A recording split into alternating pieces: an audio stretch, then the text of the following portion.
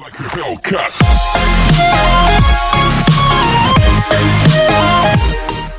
As you probably all have heard, Apple Glass was just leaked a couple weeks ago and it promises amazing applications for augmented reality. But what if you wouldn't even need glasses and instead would just use a contact lens that gives you superhuman powers in an instant? The Silicon Valley startup Mojo Vision has already raised over $150 million and is working on exactly that technology. They want to be the leading provider of AR contact lenses. Sticking a piece of tech directly into your eyes to display augmented reality sounds not too easy. So, how does it work? What will be the use cases? What are the advantages over something like Apple Glass, Magic Leap, Snapchat Spectacles, or Microsoft's HoloLens? What are the biggest hurdles, and of course, when? When can you go in the store and grab yourself a quick AR lens? All those questions are going to be answered in today's video, so stick around when we talk about the Mojo lens. So, how does it work?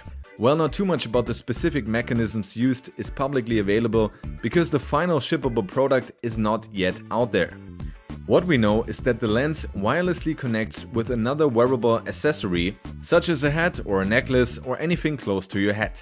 And they actually built their own protocol specifically to create that link. The accessory, on the other hand, then connects to the phone or the cloud to get additional computing power and information. Now, if we compare this process to, say, Apple Glass, where as far as the leaks go, the connection will be straight from the device to the phone, this is an interesting difference. Why do they use this extra step?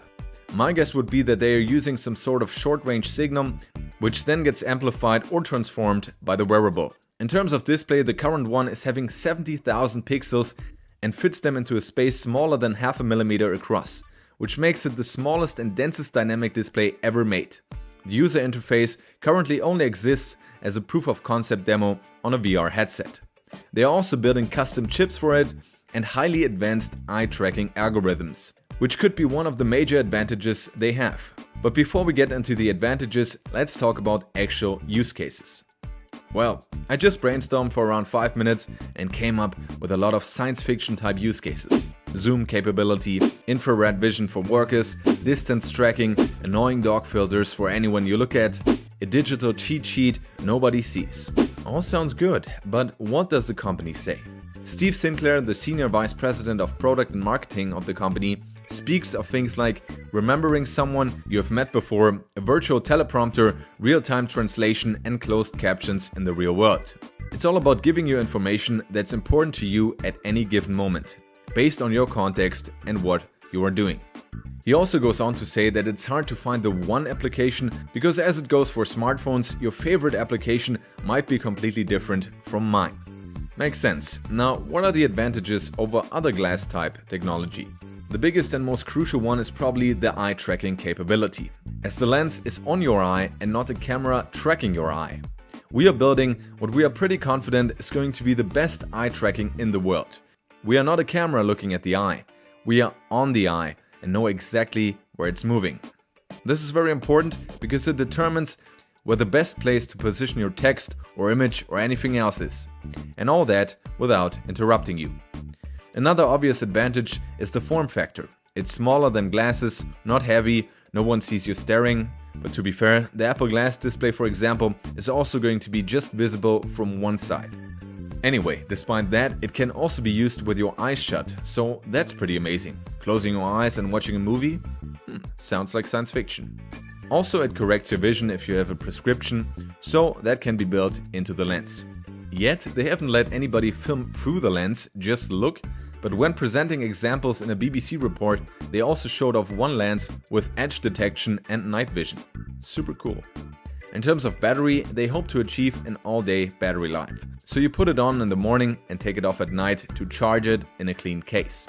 They also have a high-profile team, which is consisting of veterans from Google, Apple, Amazon, HP, you name it. But of course, there are also hurdles.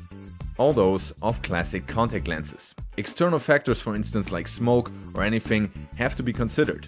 The cleaning process, how reliable would that be? And contact lenses are just generally more intrusive than glasses. Keyword FDA approval. Also, the amount of information they can use is a big question. Apple uses a LiDAR sensor built into the frame, but putting that into a contact lens is nearly impossible. At least now. Of course, they have their external accessory, but I'm not 100% convinced about that additional layer, to be honest.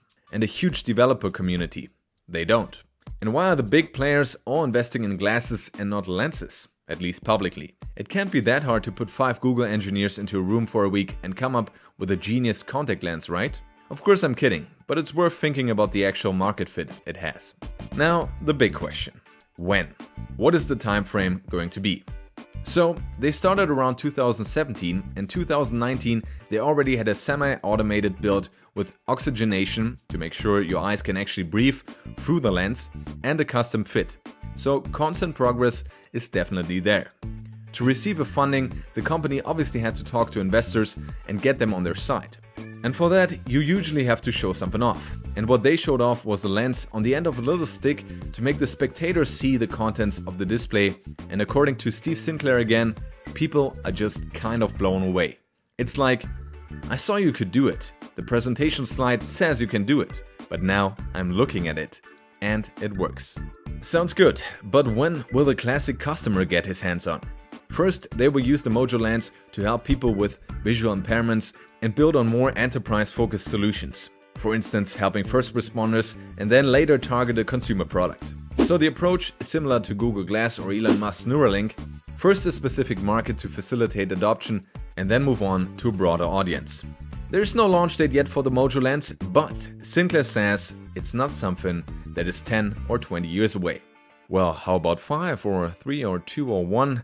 Well, let's see how it goes, guys. I'm super excited for this technology, but I'm really not sure about the intrusiveness. Would you put a contact lens in your eye just to get some additional technology going on there? Let me know in the comments, guys, and I see you in the next video here on the